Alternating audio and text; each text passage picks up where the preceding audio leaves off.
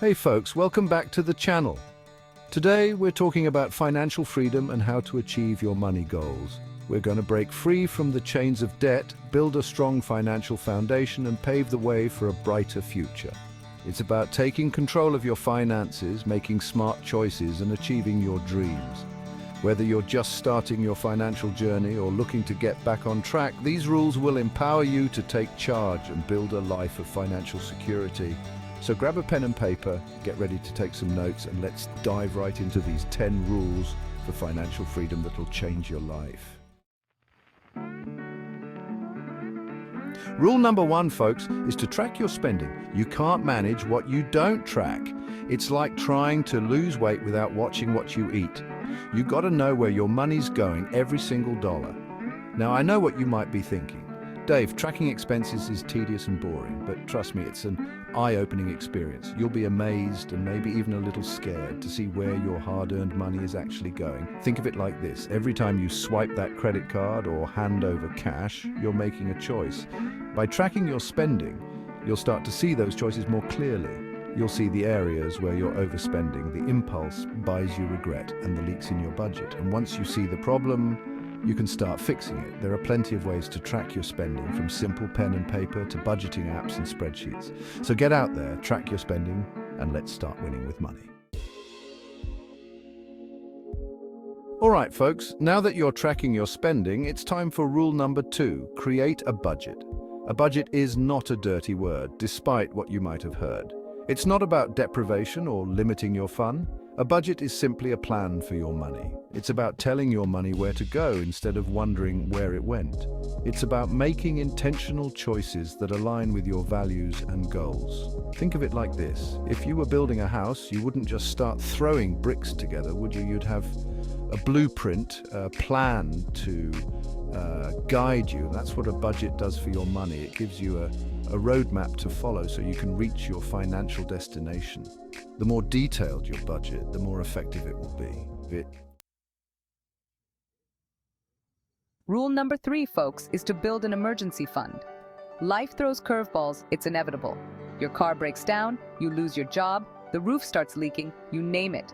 These things happen, and they always seem to happen at the worst possible time. That's where your emergency fund comes in. It's your financial safety net, your peace of mind.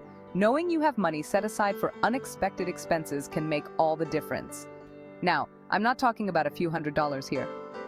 I'm talking about a real emergency fund, enough to cover 3 to 6 months of living expenses. Start by setting aside a small amount each month, whatever you can afford. You're buying the security of knowing that no matter what life throws your way, you'll be able to handle it without going into debt. All right, folks, let's talk about debt. It's time for rule number 4. Pay off your debt. Debt is a thief. It steals your income, your peace of mind, and your future. It keeps you stuck in a cycle of payments, interest rates, and financial stress. Now, I'm not saying all debt is bad. There's good debt and bad debt. Good debt, like a mortgage on a rental property, can actually help you build wealth. But bad debt, like credit card debt or payday loans, will drag you down faster than you can say bankruptcy. If you're serious about achieving financial freedom, you need to get out of debt and stay out of debt. Start by listing out all your debts, from smallest to largest. This is called the debt snowball method, and it's a powerful way to build momentum and stay motivated. All right, folks, now that you're on your way to becoming debt-free, it's time to start thinking about the future. Rule number 5, invest for the future. Investing is not just for the wealthy. It's for everyone who wants to build a secure financial future. Think of investing like planting a tree. The best time to plant a tree was 20 years ago, but the second best time is today. The sooner you start investing, the more time your money has to grow. Now, I'm not talking about get-rich-quick schemes or gambling on the stock market. I'm talking about slow, steady, long-term growth. Invest a little bit each month, no matter what the market is doing. The longer you invest, the more you benefit from the power of compound interest. Now, let's talk about a concept that's crucial for financial freedom, living below your means. This is rule number 6, folks. And it's simpler than it sounds. It doesn't mean you have to live like a pauper or deprive yourself of everything you enjoy. Living below your means simply means spending less than you earn. It's about making conscious choices about your spending and prioritizing your financial goals over material possessions. It's about breaking free from the chains of consumerism and finding contentment in simplicity. Now, I know what you might be thinking, Dave, easier said than done. And you're right, it's not always easy. We live in a society that constantly bombards us with messages to buy more, spend more, and have more. But here's the thing. True happiness and fulfillment don't come from material possessions.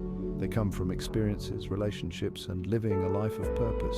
So take a step back and evaluate your spending habits. We've talked about paying off debt, but rule number 7 is all about avoiding unnecessary debt in the first place. Remember, folks, debt is not your friend. It's a seductive trap that can quickly spiral out of control. Now, I'm not saying that all debt is bad.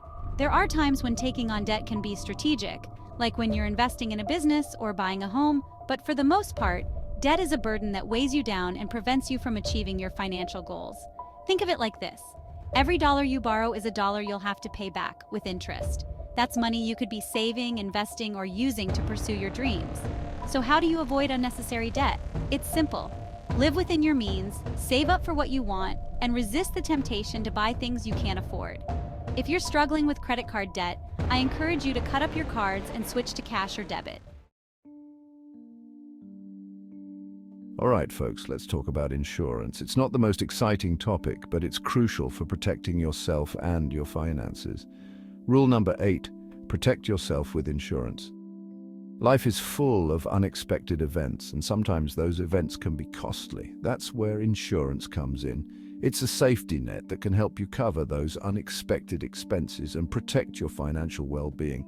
Now, I'm not talking about buying every insurance policy under the sun. Some insurance policies are unnecessary or don't provide enough value for the cost, but there are certain types of insurance that everyone should have, including health insurance, auto insurance, and renters or homeowners insurance. Having the right insurance coverage can give you peace of mind knowing that you're protected financially if the unexpected happens. All right, folks, let's talk about the importance of education. No, I'm not talking about going back to college and getting another degree. I'm talking about educating yourself about personal finance. This is rule number 9, and it's one of the most important steps you can take on your journey to financial freedom. You see, personal finance is not taught in schools.